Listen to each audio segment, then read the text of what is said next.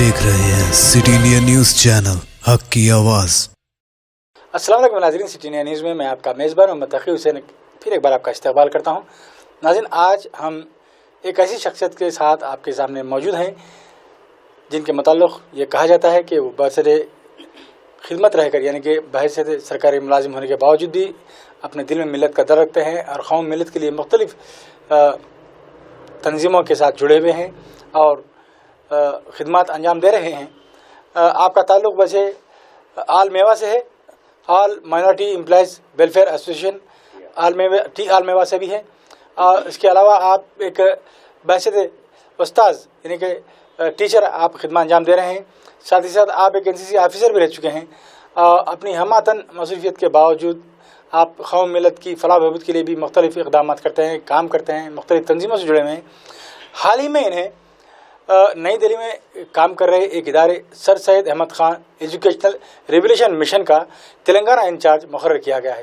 ये बहुत खुशाइन बात है और आपकी खिदमत को बतौर खिराज आपको ये ओहदा दिया गया है और ये उम्मीद है उनसे वाबस्ता है कि वो इस मिशन के तहत उन होनहार तलबा का इंतखाब करेंगे जो पब्लिक सर्विस कमीशन के इम्तिहानात में शिरकत फरमा कर आगे के लिए अपनी मनाजिल को तय करना चाहते हैं। ऐसे तलबा का वो तेलंगाना से इंतखाब करेंगे और किस तरह के मराइल से उन्हें गुजरना होगा इसके मुताल्लिक़ आज हमारी गुफ्तगू में हम जानेंगे जनाब सैयद मोहम्मद अवैस खादरी साहब के साथ। मैं इससे क़ब्ल कि मैं मज़ीद उनसे sir Syed Ahmad education revolution mission के मुताल्लिक़ जानकारी हासिल करूँ, सबसे पहले मैं आपका इस्तकबाल करता हूँ हमारे स्टूडियो में। अस्सलाम वालेकुम सर। शुक्रिया सर। मैं गुजारिश करता हूँ जनाब अवैस खादरी साहब से कि सबसे पहले आप अपना तारुफ़ करें। अस्सलाम वालेकुम नाज़रीन, मेरा नाम सैयद मोहम्मद अवैस खादरी है। पेशे के एतबार से मैं टीचर हूँ और मैं NCC ऑफिसर भी था और हॉकी प्लेयर भी हूँ। मैं उस्मानिया यूनिवर्सिटी नेशनल्स खेला हुआ मैं प्लेयर हूँ मैं जी। अल्लाह का बड़ा करम है कि अल्लाह ताला ने कौम के चंद लोगों में मुझे भी ऐसे नेक काम करने के लिए चुना। ये तमाम फलाही काम बिल्कुल मुफ्त होते हैं। इसके अंदर अभी हाल में जो मुझे sir Syed education revolution mission वालों ने दिल्ली से मेरा नाम जब चुना तो मैं ख़ुद हैरान रह गया कि इतनी बड़ी ज़िम्मेदारी उन्होंने मुझ पर डाल दी कि एक मिट्टी के ज़र्रे से अल्लाह ताला जिस तरह से काम लेते हैं उसकी मिसाल मेरी भी है।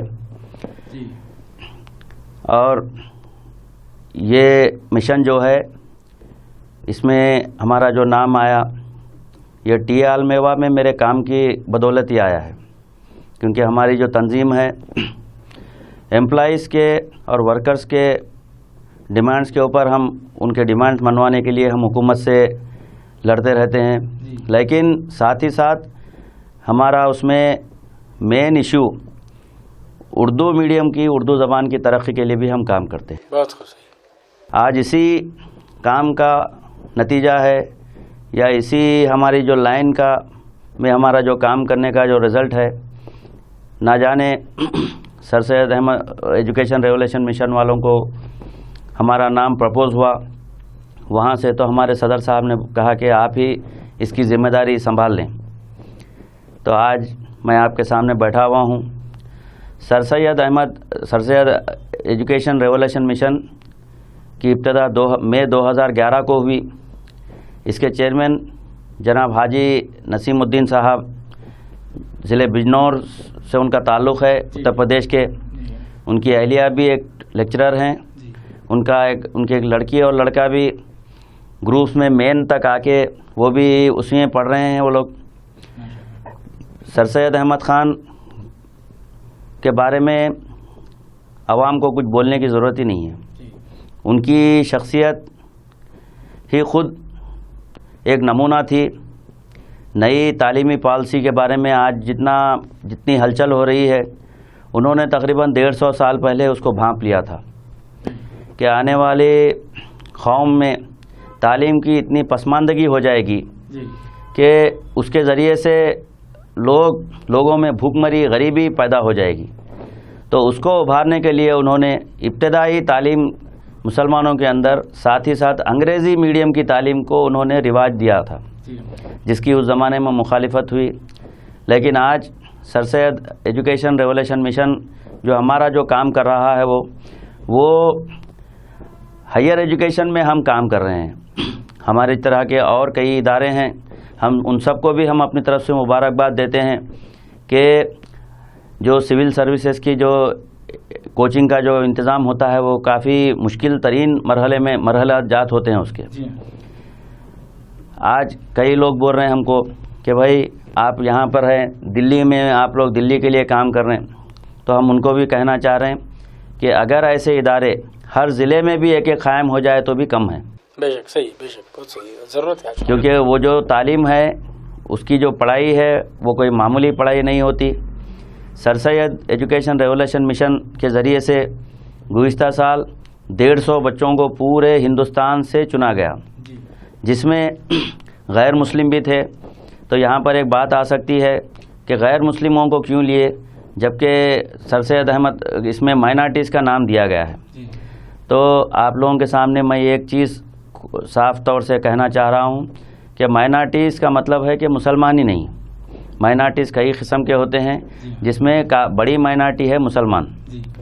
تو یہ چیز غیر مسلموں کے ذہن میں یہ بات ہے کہ مائنارٹیز کا نام آتے ہی مسلمانوں کو سمجھتے، لیکن ایک کمیونٹی ہے. مائنارٹی کمیونٹیز میں سے ایک کمیونٹی مسلمان ہیں، باقی کے کمیونٹیز دوسرے بھی ہیں، جیسے بودھسٹ ہیں، سکھ ہیں، دوسرے ہیں. تو یہاں پر بھی کئی ادارے ہیں.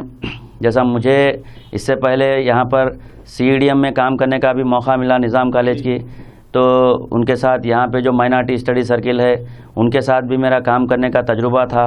تو ہونا ہو اسی تجربے کی بنا پر مجھے اس کا کوآرڈینیٹر منتخب کیا گیا ہوگا.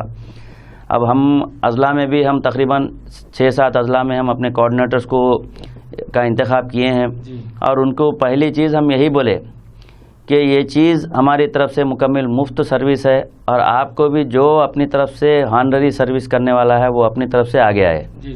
کئی لوگوں نے اپنے نام بھیجے، لیکن آپ کو بھی معلوم ہے کہ ہانرری سروس کرنے کے لیے دل اور جگر کی ضرورت ہوتی ہے. خاص طور سے ہماری کمیونٹی میں جب ہم کو کام کرنا ہے تو اس کے لیے کافی مادہ ہونا چاہیے.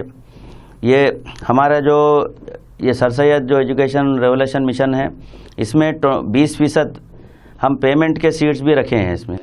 یعنی تھوڑے لوگ آتے ہیں پیمنٹ میں ہم پڑھنا چاہ رہے ہیں تو ان کے لیے بھی سیٹس رکھیں، کیونکہ گورنمنٹ کا ایک رول ہے، وہ چاہے وہ پرائیویٹ ایجوکیشن انسٹیٹیوشن ہونے دیجیے یا ایڈیڈ ہونے دیجیے یا سرکاری ہونے دیجیے، اس کے رولز کو تھوڑا فالو کرنا پڑتا ہے. تو اسی رولز کے حساب سے ہم چل رہے ہیں یہاں پر.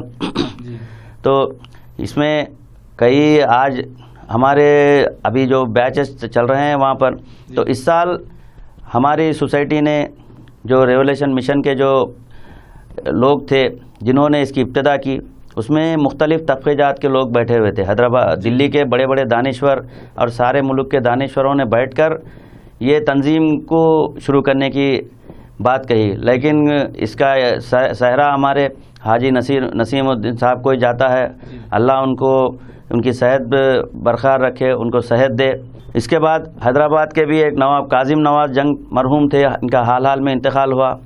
اللہ ان کو جنت نصیب کرے. انہوں نے بھی یہاں پر اس مشن کے جب میٹنگ ہوئی تھی اس میں موجود تھے وہ، اور انہوں نے اپنی طرف سے وعدہ کیا تھا کہ حیدرآباد میں ایک سر سید یونیورسٹی قائم کریں گے، اور انہوں نے اس کی ابتدا بھی کر دی تھی. یہ بات مظہر الشمس ہے، سب کے سامنے ہے، کھلی ہوئی ہے کہ جناب کاظم نواز صاحب مرحوم کی جو شخصیت ہے وہ بھی ان کے بارے میں بھی بولنا یہاں پر ضروری ہے، کیونکہ انہوں نے بھی بڑا بیڑا اٹھایا تھا. اور یہاں حیدرآباد کے لوگوں سے میری خاص التجا ہے کہ اس کام کو آگے بڑھائیں، کیونکہ یہ ایک مشن ہے. ہمارا جو کام ہے یہ ایک مشن ہے. اس کی ابتدا ہم آج یہ تو آپ کے سامنے سول سروسز کا دکھ رہا ہے، لیکن اس کے مشن کے ذریعے سے ہم ہر منڈل میں ہر گاؤں میں سر سید کے نام سے ایک اسکول قائم کرنے کی بھی کوشش کر رہے ہیں پورے ہندوستان میں، جس کے اگر نیچے سے بیسک سے یہ تعلیم اگر عام نہیں ہوگی ہمارے اندر، اور ہم کام کر رہے ہیں کوالٹی ایجوکیشن پہ، معیاری تعلیم پر، کہ جو سلیبس ہے CBSE کا جو سلیبس ہوتا ہے اسی کے اوپر اس کے اوپر کام ہوتا ہے.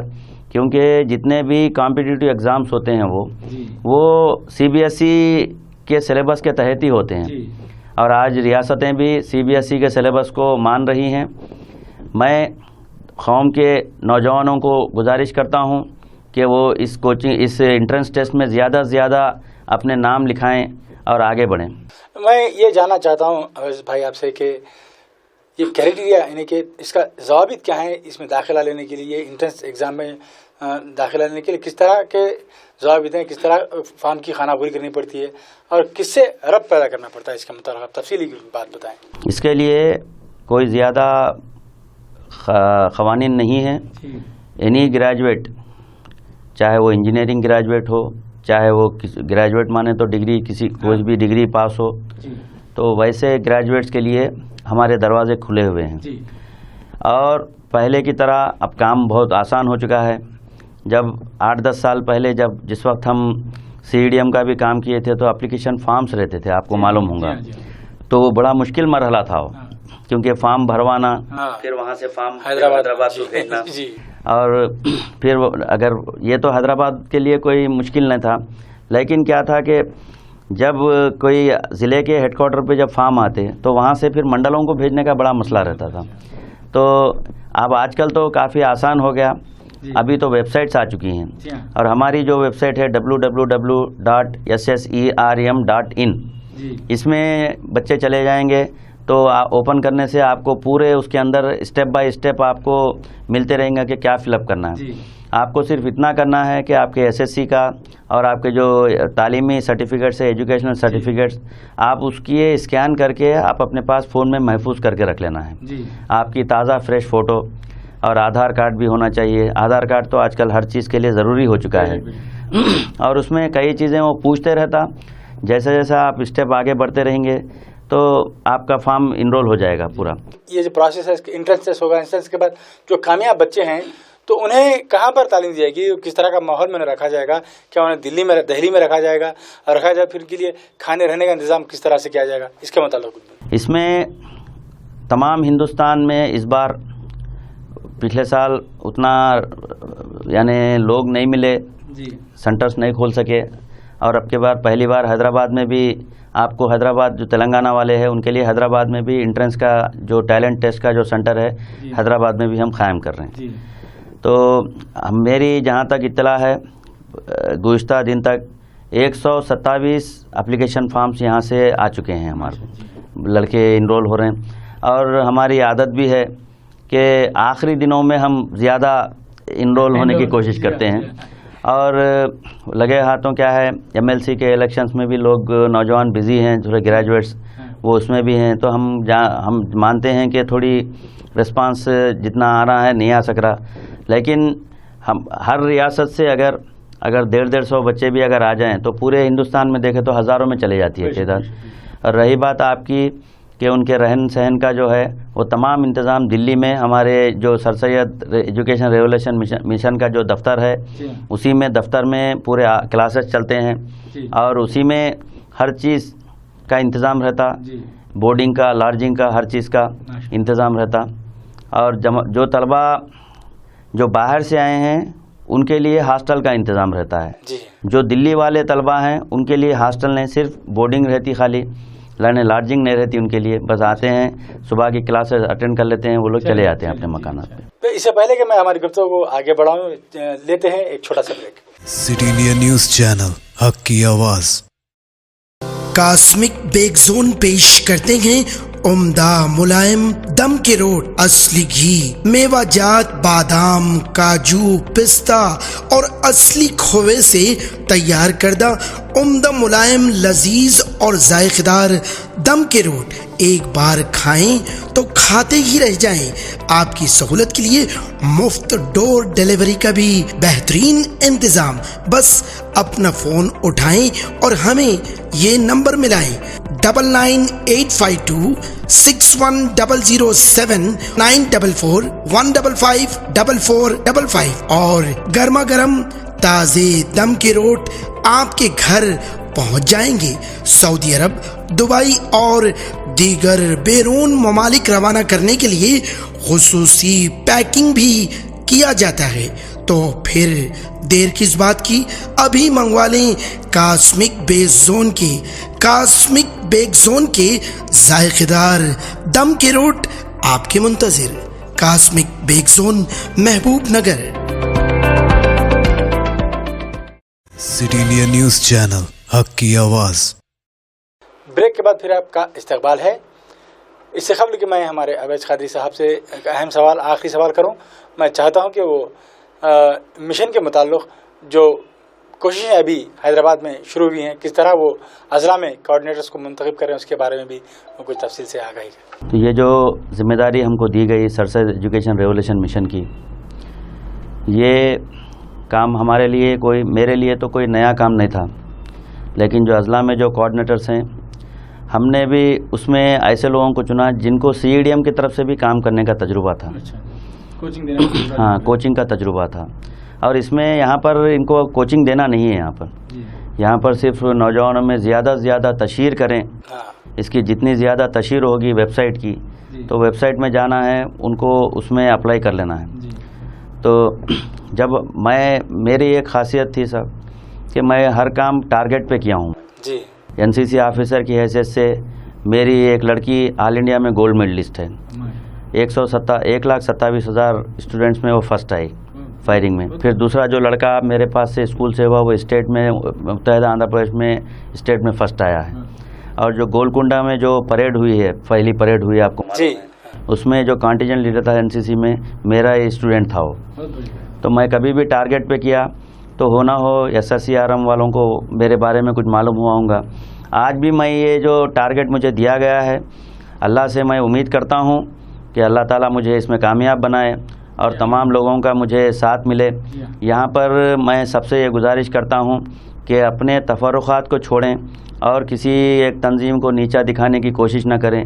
तमाम तंजीमें इक्वल हैं हमारी नज़र में. जो काम कर रहा है, खाली बैठ के काम करने वाले, खाली बैठ के बोलने वालों की अब कौम को ज़रूरत नहीं है. अब कौम को बताने का वक्त आ चुका है कि हमको मैदान अमल में आना है.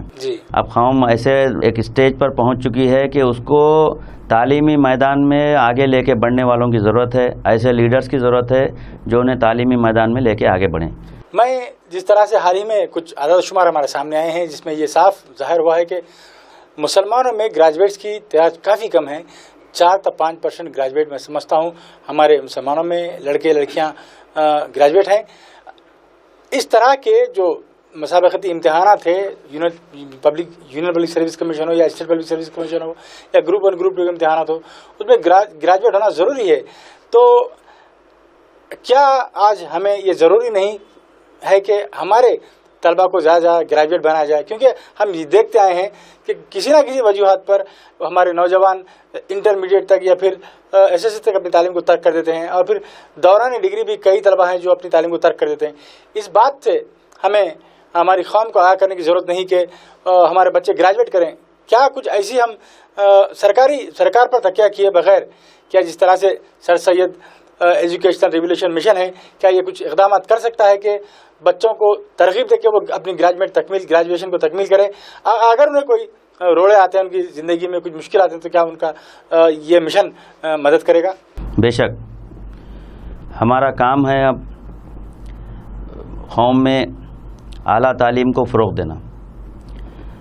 आपने जिस तरह से फरमाया था कि जो कौम के बच्चे हैं, ये बड़े अफसोस की बात है. आपने काफ़ी सही फरमाया कि 10th के बाद SSC के बाद उनकी ज़्यादातर जब 100 बच्चे SSC 100% बच्चे जब SSC में दाखिला लेते हैं, जब पास होते हैं तो उसमें से इंटर में सिर्फ 40% दाखिला लेते हैं.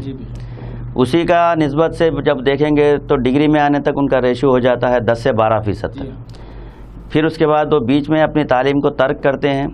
तर्क करने का मतलब ये नहीं है कि उनके अंदर तालीम को पाने का फुक़दान नहीं है, लेकिन उनके माशी हालात या उनके माहौल इर्द गिर्द का जो घरों के इर्द गिर्द का जो माहौल होता है, वो उनको आगे की तालीम जारी रखने में माविन साबित नहीं होता.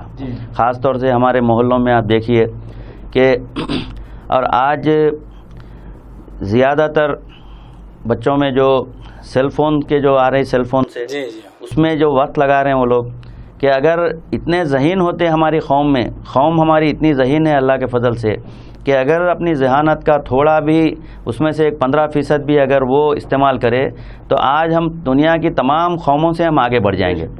یہ چیز ہے ہمارے اندر ہے، کیونکہ ہمارے اندر دین کوٹ کوٹ کر بھرا ہوا ہے. جب دین کوٹ کوٹ کر بھرا ہوا، دین خود ایک راستہ ہے اور ایسے راستے پر ہم چل رہے ہیں تو وہ خود ایک ہمارے اندر ایک تعلیم ہے، سمجھیے دین خود ایک تعلیم ہے.